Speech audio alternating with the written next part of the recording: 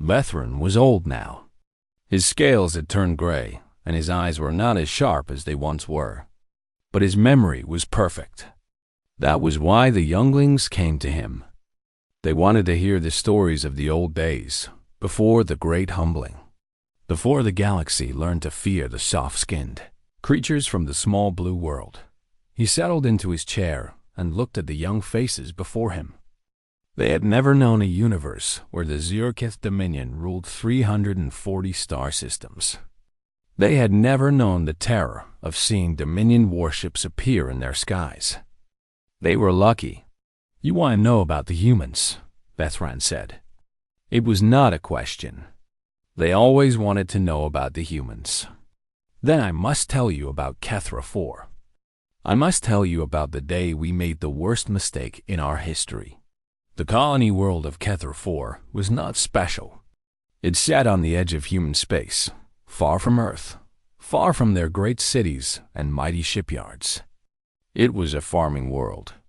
The soil was rich and the weather was gentle. 2,300,000 humans lived there. They grew crops. They raised animals. They built schools for their children and hospitals for their sick. Governor Elena Vasquez had led the colony for 12 years. She was a small woman with gray hair and kind eyes. She had come to Kethra 4 as a young agricultural scientist and had never left. She loved the golden fields and the small towns and the simple life her people had built. On the morning of what humans would later call the Kethra Massacre, Elena was in her office reviewing crop reports.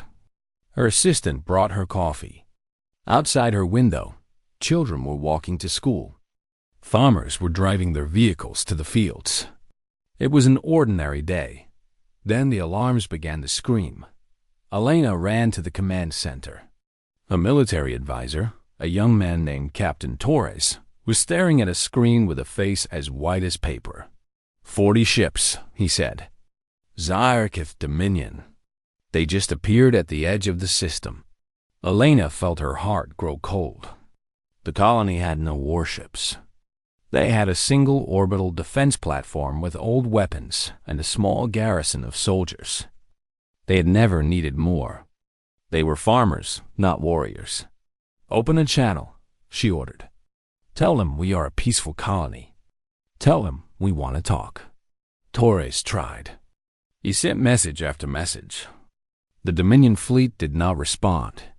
They simply moved closer, their massive warships blocking out the stars. High Talon Cyrix stood on the command deck of his flagship and watched the small world grow larger on his viewing screen.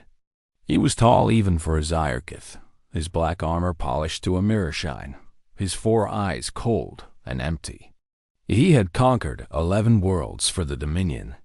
He had killed millions. This small colony would be nothing but another mark on his record. Talon, his communications officer, said, "The humans are requesting to speak with us. They say they wish to negotiate." Cyrix made a sound of contempt. "Negotiate? We do not negotiate with prey. Begin bombardment." On the surface of Kethra 4, Elena watched the sky begin to burn. The first strikes hit the orbital platform. It exploded in a flash of light that was visible from the ground. Then the warships turned their weapons on the planet itself. Great columns of fire fell from the heavens. The capital city vanished in the first wave. 50,000 people died in an instant. Elena was thrown to the ground by the shockwave. Around her, the command center was falling apart. Screens shattered. Walls cracked. People screamed. "Get the emergency transmitter," she shouted. "We have to warn Earth. We have to tell them what happened." Torres crawled through the wreckage and found the device. His hands were shaking as he activated it. Elena grabbed the microphone and began to speak. She did not know how much time she had. She did not know if anyone would hear her. But she spoke anyway. "This is Governor Elena Vasquez of Kethra 4. We are under attack by Zyrkith forces. They gave no warning. They made no demands. They are killing everyone. Our population is 2,300,000. Mostly families. Mostly children. Please, remember us. Remember what they did here. The transmission cut off as another strike hit nearby. Elena looked at Torres. He was crying. She took his hand and held it tight. "It's okay," she said softly. "Someone will hear. Someone will come." The bombardment lasted 6 hours. When it was over, Kethra 4 was a dead world. The cities were craters. The fields were ash. The rivers had boiled away. Nothing lived on the surface. Nothing at all. High Talon Cyrix recorded a message and broadcast it to human space.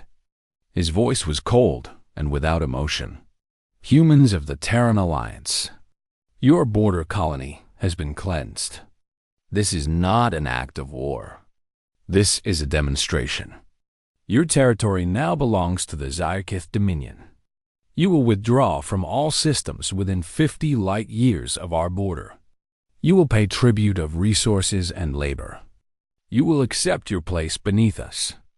If you resist, every human world will share the fate of Kethra 4. You have 30 cycles to comply. There will be no further warnings." The message reached Earth 3 days later. Admiral James Okonkwo received it at Terran Forward Command.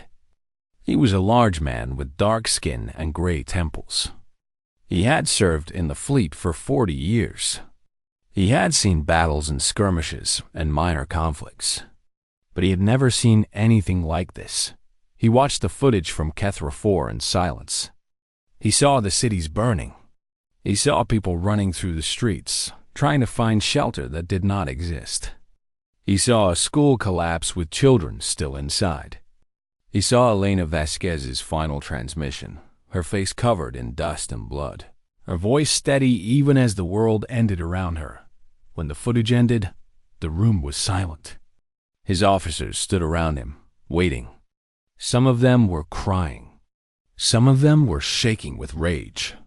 All of them were looking at him. Admiral Okonkwo stood slowly. He walked to the window and looked out at the stars. Somewhere out there, 2,300,000 of his people had died. Farmers, teachers, children. They had done nothing wrong. They had threatened no one. They had simply existed in the wrong place. He turned to his aide, a young woman named Lieutenant Chun. "Send a message to High Command," he said. His voice was quiet, but something burned behind his words. Something old and terrible. "Tell them to wake the sleeping giant. Tell them to activate everything. Every ship. Every soldier. Every volunteer. Everything we have." Chun swallowed hard. "Sir, that would be—" "I know what it would be," Okonkwo said. "Send the message?" He looked back at the stars. His hands were steady. His heart was cold. "They want to see what humanity can do," he whispered. "We will show them." Ambassador Thilla had lived for 300 years. She had seen empires rise and fall. She had watched species grow from primitive creatures into spacefaring civilizations. She had witnessed wars and plagues and disasters of every kind. Nothing surprised her anymore, or so she thought. Thilla was a Velith, a serpentine species known for their wisdom and their neutrality. The Galactic Council often sent Velith diplomats to observe dangerous situations. They were trusted to report honestly. They were trusted to remain calm. The Council had sent Thilla to observe humanity's response to the Kethra massacre. The elder species were curious. Humans were new to the galactic stage. They had only been spacefaring for 3 centuries. They were soft, short-lived, and emotional. The conventional wisdom was simple. They would mourn their dead. They would protest loudly, and then they would surrender. They would pay tribute to the Dominion. They would accept their place in the natural order. Thilla traveled to the Sol system expecting to find a species in grief. She expected to see politicians arguing about terms of surrender. She expected to see a people preparing to bow their heads. What she found instead would haunt her dreams for the rest of her long life. The first thing she noticed was the shipyards. They surrounded Earth like a ring of fire. Every single one was active. Sparks flew from welding torches that burned day and night. Ships that had been sitting in storage for decades were being pulled out and repaired. New vessels were being built at a speed that should have been impossible. Thilla's shuttle pilot, a young human woman, noticed her staring. "Impressive, isn't it?" The pilot said. "Every shipyard in human space is running at 300% capacity. We have people working triple shifts. Nobody wants to rest. Not after what they did. How many ships do you have?" Thilla asked. The pilot smiled, but there was no warmth in it. "Enough." Thilla landed in Geneva, the capital of the Terran Alliance. The city was busy, but there was no panic. People moved with purpose. Every screen showed images of Cathra 4. Every conversation was about the same thing. But nobody was crying. Nobody was talking about surrender. They were talking about revenge. Thilla secured a meeting with the Terran High Council. She was led into a large room where the leaders of humanity sat around a curved table. At the center was Prime Minister Adara Namdi, a tall woman with dark skin and silver hair. Her eyes were calm, but something dangerous burned behind them. "Ambassador Thilla," Namdi said, "the Galactic Council sent you to observe us." "What have you observed?" Thilla chose her words carefully. "I have observed a species preparing for war, Prime Minister. But I must counsel wisdom. The Zyrketh Dominion is powerful. They have ruled 340 star systems for 1,000 years. They have never lost a war. Perhaps there is a diplomatic solution." The room was silent. Then Namdi laughed. It was not a happy sound. "A diplomatic solution?" she repeated. "Ambassador, the Dominion killed 2,300,000 of our people. They bombed a farming colony. They murdered children in their schools. They did not send a warning.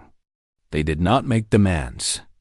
They simply killed everyone and then told us to surrender." Thilla felt uncomfortable. Surely some accommodation could be reached. No. Namdi's voice was hard as steel. "The Dominion gave us a choice between submission and extinction. We choose a third option. And what option is that?" Namdi leaned forward. "We are going to show the galaxy what happens when you touch our children. We are going to tear the Dominion apart piece by piece. We are going to hunt down every commander who ordered the attack, every officer who carried it out, every politician who approved it. And when we are done, the name Cathra will be remembered for 1,000 years. Not as a massacre, but as the moment the galaxy learned to fear humanity." Thilla felt cold. She had seen many species threaten war. But there was something different about this. Humans did not threaten with anger or bluster. They threatened with absolute certainty. "How many ships do you have?" she asked again. Nambi smiled. "As of this morning, 900,000 vessels have been activated or converted for military use. More are being built every hour." Thilla could not hide her shock. "That is impossible. Our intelligence suggested you had 12,000 military vessels at most." "Your intelligence counted our standing fleet," Nambi said. "It did not count our reserves. It did not count our mothballed ships. It did not count our civilian vessels that can be converted to war. It did not count the private ships whose owners have volunteered them. It did not count the mining ships and cargo haulers and passenger liners that are being fitted with weapons right now." She paused. "Ambassador, humanity has been spacefaring for 3 centuries. We have built millions of ships in that time. Most of them still exist. And every single one of them is being prepared for war." Thilla returned to her ship in a daze. She had to report this to the council. They needed to know.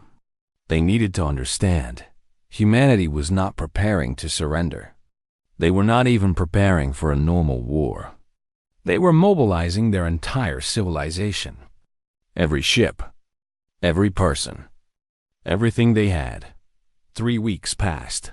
On the border of human space, a sensor station floated quietly among the stars. Officer Marcus Webb was bored. He had been watching empty space for 6 hours. Nothing ever happened on the border. Nothing. His console screamed. Webb looked at his screen, and his heart stopped. Contact signatures were appearing. Not dozens. Not hundreds. Not thousands. The entire screen was filling with contacts. More ships than he had ever seen. More ships than he had ever imagined. They emerged from slipspace in perfect formation, wave after wave after wave. Battleships and carriers and destroyers and frigates. Cruisers and corvettes and gunboats. Armed freighters and converted liners and mining ships bristling with weapons. 900,000 human vessels, assembled in one place. Pointing at the heart of the Zyrkith Dominion, Webb's hand shook as he opened the channel to report what he was seeing. But he could not find words. He could only stare at the screen as humanity's wrath took shape before his eyes. Finally, he whispered, "By all the gods." They brought everything. In the center of the formation, aboard the dreadnought Unconquered Sun, Admiral James Okonkwo stood on the command deck. His fleet surrounded him. His people were ready. The memory of 2,300,000 dead souls burned in his heart. He opened a channel to all ships. "This is Admiral Okonkwo. The time for waiting is over. Today, we cross the border.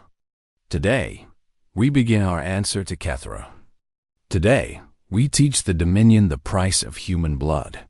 900,000 ships began to move. The storm had gathered. Now it would strike. High Talon Cyrix did not believe the reports at first. He stood in the war room of the Dominion High Command, surrounded by generals and admirals and intelligence officers. And he laughed at them. 900,000 ships? He said, "Impossible. The humans are a young species. They do not have the industry. They do not have the population. Your sensors are broken. Your analysts are fools." An intelligence officer stepped forward nervously. "High Talon, we have confirmed the numbers from multiple sources. The humans have mobilized everything they have. Military vessels, reserve fleets, converted civilian ships. They have armed cargo haulers and passenger liners. They have turned mining ships into weapons platforms. Enough." Cyrix waved his hand.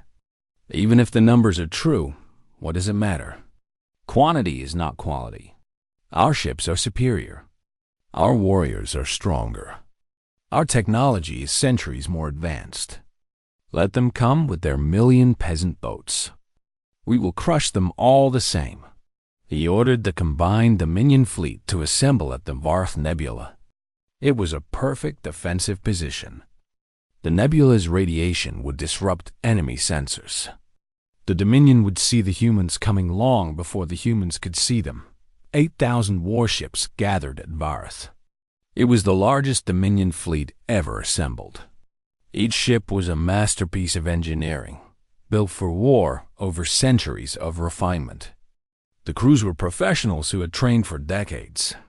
The commanders were veterans of 100 campaigns. Cyrix was confident. The humans would break against his fleet like waves against a stone wall.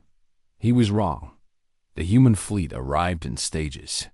First came the scouts, small fast ships that darted through the nebula's radiation like fish through water.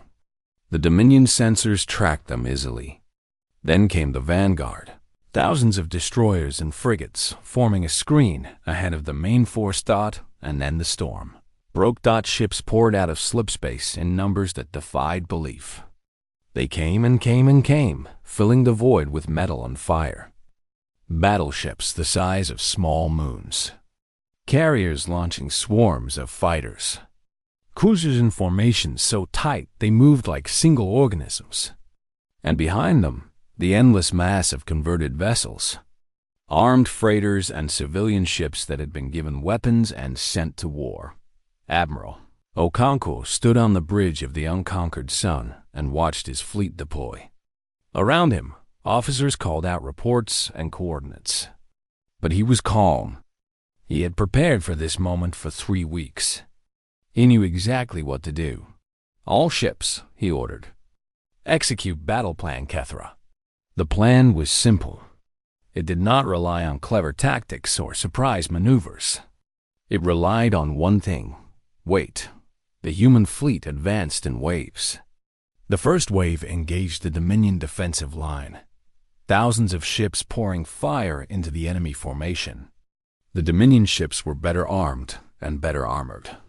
They destroyed human vessels by the dozens, but for every ship they destroyed, 10 more took its place. Cyrix watched from his flagship as his carefully planned defense began to crumble. His ships were killing humans at a ratio of 5 to 1, 6 to 1, 8 to 1. It should have been a victory. But the humans did not stop coming. They did not retreat. They did not hesitate. They simply kept coming. A Dominion dreadnought destroyed 50 human vessels before a swarm of corvettes surrounded it and tore it apart. An ace pilot in a Dominion fighter killed 30 human pilots before a missile from a converted cargo ship ended his career. A battlecruiser held its position for 2 hours, its guns never stopping, until it simply ran out of ammunition and was overwhelmed. The Dominion fought with skill and precision. The humans fought with numbers and fury. Cyrix began to understand something terrible. The humans were not trying to win through tactics. They were trying to win through attrition. They had brought so many ships that they could afford to lose thousands and still have hundreds of thousands left. They were drowning the Dominion in metal and blood. "High Talon!" one of his officers shouted. "Our left flank has collapsed. The third battle group is destroyed. High Talon! The carrier Endless Night has been breached. They are abandoning ship. High Talon! Human boarding parties have reached the orbital fortress. They are fighting in the corridors." Cyrix gripped the arms of his command chair. His perfect fleet was being torn apart. His warriors were dying by the thousands. And still the humans came. Still they pressed forward. Still they fought. A human cruiser broke through the defensive line and made straight for his flagship. Its hull was scarred and burning. Half its weapons were destroyed. But it did not turn away. It came straight at him, guns blazing, until his own weapons finally tore it apart. That was when Cyrix finally understood. The humans were not fighting to win. They were fighting to punish. They did not care how many of them died. They only cared that the Dominion died with them. "All ships," Cyrix ordered, his voice cracking for the first time in his long career. "Retreat. Fall back to the secondary defensive line. All ships retreat." The Dominion fleet broke formation and ran. But the humans did not let them go easily. They chased the fleeing ships, picking off stragglers, destroying any vessel that fell behind. When the battle finally ended, the Verith Nebula was filled with debris. Thousands of ships floated dead in the void. Millions of beings had died. The Dominion had entered the battle with 8,000 ships. 340 escaped. The human fleet had lost nearly 100,000 vessels. But they still had 800,000 left.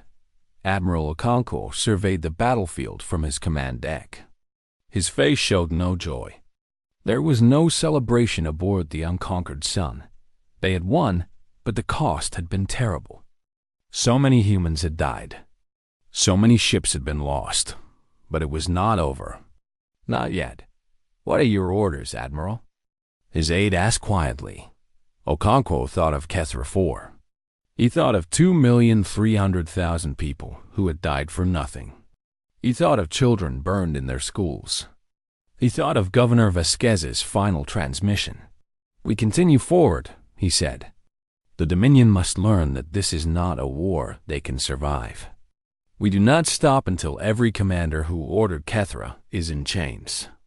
We do not stop until their high command surrenders.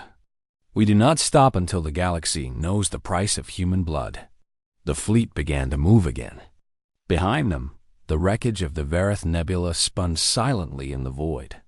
Ahead of them, 340 star systems waited. The humans had paid for their vengeance with a river of blood. But they had only just begun. Thrin was 17 years old. She had never left her home world, a small agricultural moon called Vethra 6 on the outer edge of Dominion space. She had spent her whole life helping her family tend their farm. She had never seen a war. She had never seen a human. When the news came that the Dominion fleet had been destroyed at Vareth Nebula, Thrin did not understand what it meant. When the news came that human ships were moving through Dominion space, destroying every military target they found, she still did not understand. Then the human fleet arrived at Vethra 6. Thrin stood in the field behind her family's home and watched the sky fill with ships. There were so many of them, more ships than stars. Her mother grabbed her arm and pulled her inside. Her father locked the doors and windows. Her little brother started crying. "They will kill us all," her mother whispered. "Just like we killed them at Kethra." Thrin waited to die, but death did not come. Instead, she heard a strange sound outside. Voices, not screaming or weapons fire. Just voices, calm and steady.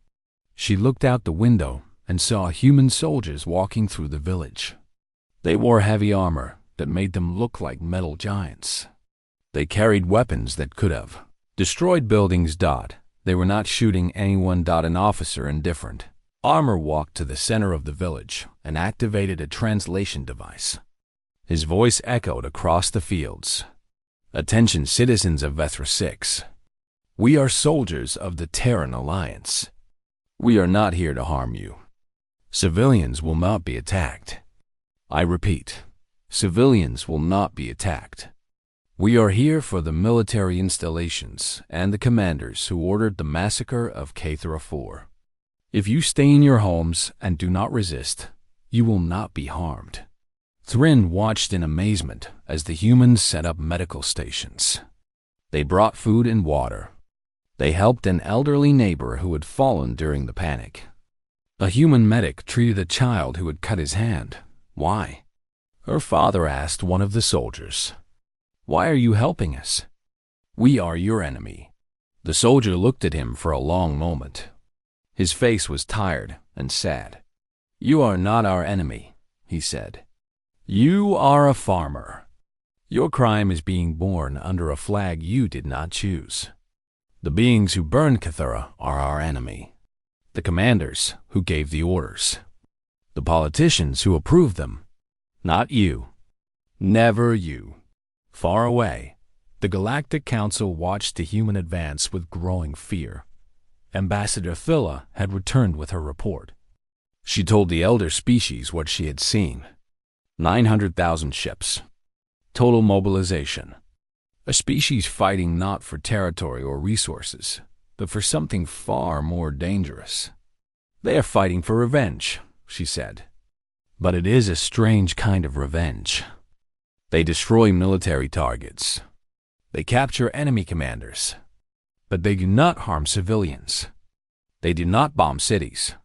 They do not kill innocents." A counselor from an elder species spoke.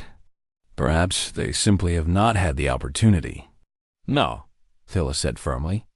"I have watched their advance. They have had many opportunities. They have passed through systems with billions of Dominion civilians. They could have glassed those worlds in minutes. Instead, they set up relief stations. They provide food and medicine. They are hunting. Yes, they are hunting specific individuals. The commanders, the officers, the politicians, everyone responsible for Kethra 4. They do not want to conquer the Dominion. They want to drag its leaders before a court and make them answer for what they did." The council fell silent. This was not how wars were supposed to work. Empires conquered territory. They took resources. They enslaved populations. They did not cross the galaxy to arrest people. But humans, it seemed, did not follow the normal rules. High Talon Cyrix had retreated to Zyakith Prime, the throne world of the Dominion. He had activated every defensive system. He had conscripted every able body. He had prepared for a siege that would last years. His forces were still strong. The home system had defenses that had not been tested in centuries. Ancient orbital platforms, planetary shields, weapons that could crack moons. The humans would pay dearly for every kilometer they advanced. But Cyrix was afraid. He had watched the reports from the front lines. He had seen his mighty fleet torn apart at Varth. He had seen his fortresses fall one by one. He had seen his commanders dragged from their hiding places in Chains Dot, and he had seen something else. Something that haunted his dreams. The humans did not hate the Dominion civilians. They helped them. They fed them. They treated them with kindness. But when they found military commanders, when they found officers who had participated in the war, the kindness vanished. The humans became cold and hard and absolutely merciless. They did not kill their prisoners. That would have been too easy. They captured them alive. They put them in cells and told them they would stand trial for crimes against humanity. The humans wanted them to live. They wanted them to face justice for a species like the Zyakith, who had always seen death as the worst punishment. This was somehow more terrifying. Admiral Okonkwo sent a single message to Zyakith Prime, to the Dominion High Command. You killed 2,300,000 of our people on Kethra 4. You gave no warning. You made no demands. You simply murdered innocents and told us to submit. We do not submit. We do not forgive. We do not forget. I am giving you one solar cycle to comply with the following demands. You will surrender every individual responsible for the Kethra massacre, from High Talon Cyrix to the lowest officer who pressed a button. You will deliver them to us in chains. You will stand down all military forces. You will accept the dissolution of your military command structure. If you comply, the civilians of the Dominion will not be harmed.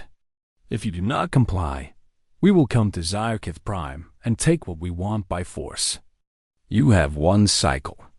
There will be no second offer. The Dominion Council debated through the night. Some wanted to fight to the last. They would rather die than surrender their leaders to alien justice, while others begged for peace. The fleet was destroyed. The fortresses were falling. The humans could not be stopped. Cyrix sat in silence. He thought about the lives he had taken. He thought about the children of Kethra who had burned in their schools. He thought about Governor Vasquez's final transmission.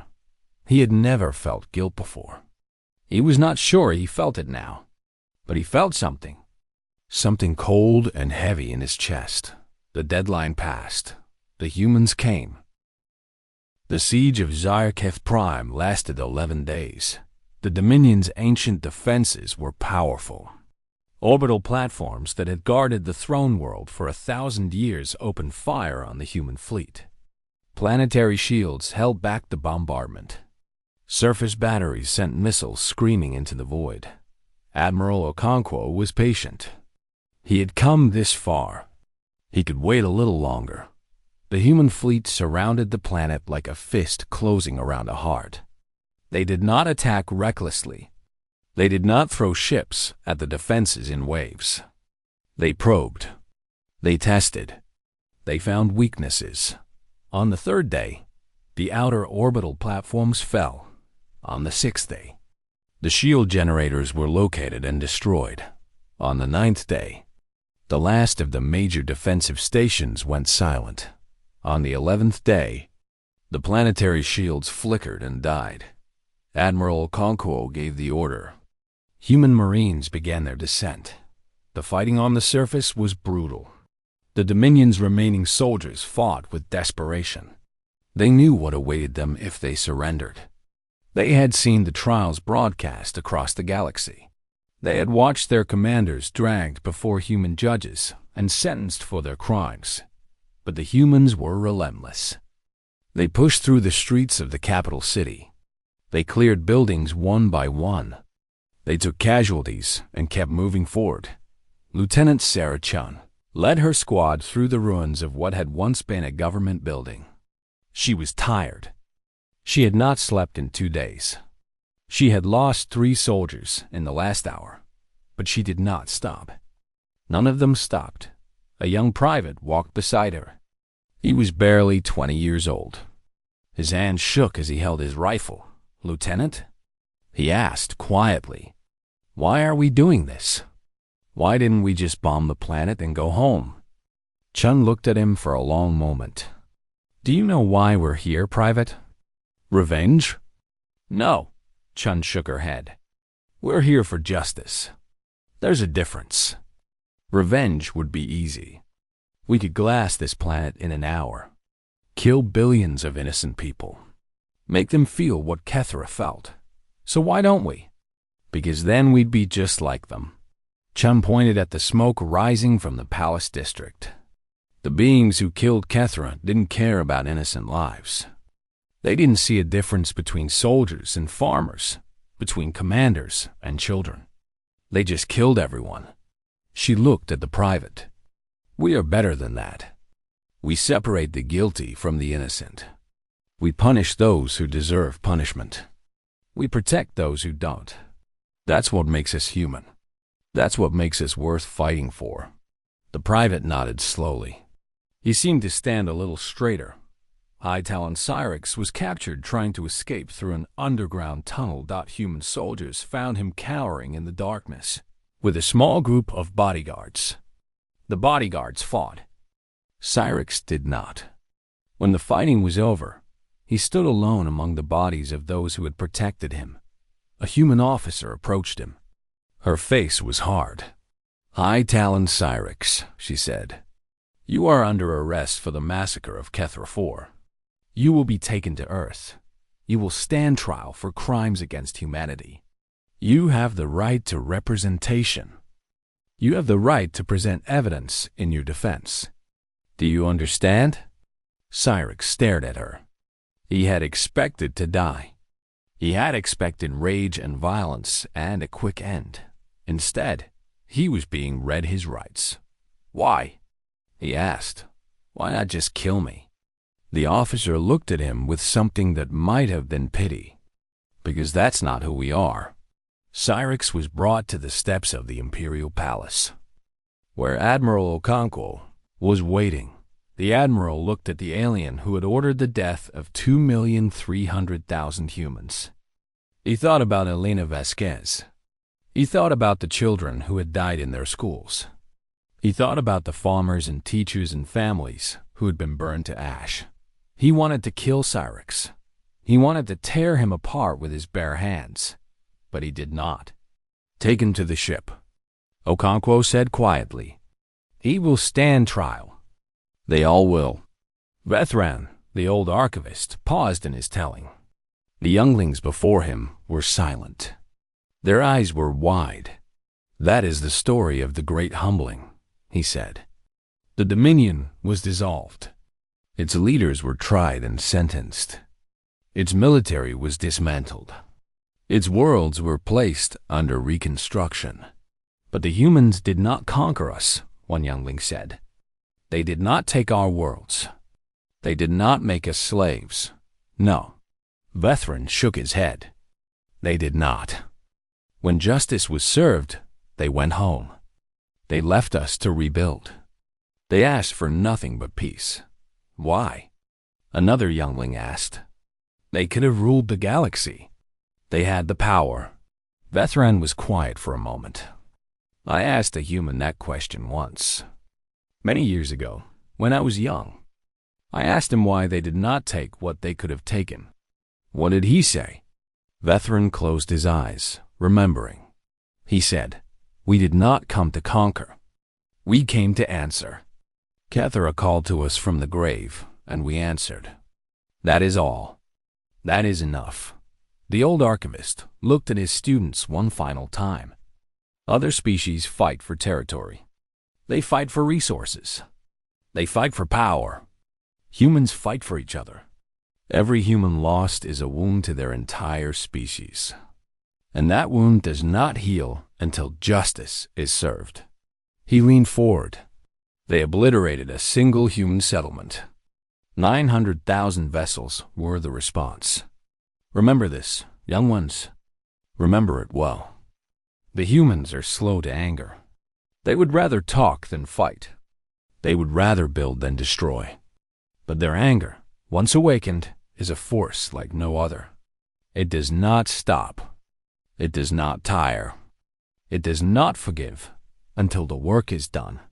The younglings sat in silence. Outside the archive, the stars shone peacefully. Somewhere among them, Earth spun quietly, its people going about their lives in peace. But in every corner of the galaxy, the story was remembered. The story of Kethera. The story of 900,000 ships. The story of a species that would cross the stars to avenge their dead. The story of humanity. And the galaxy remembered. The galaxy would always remember.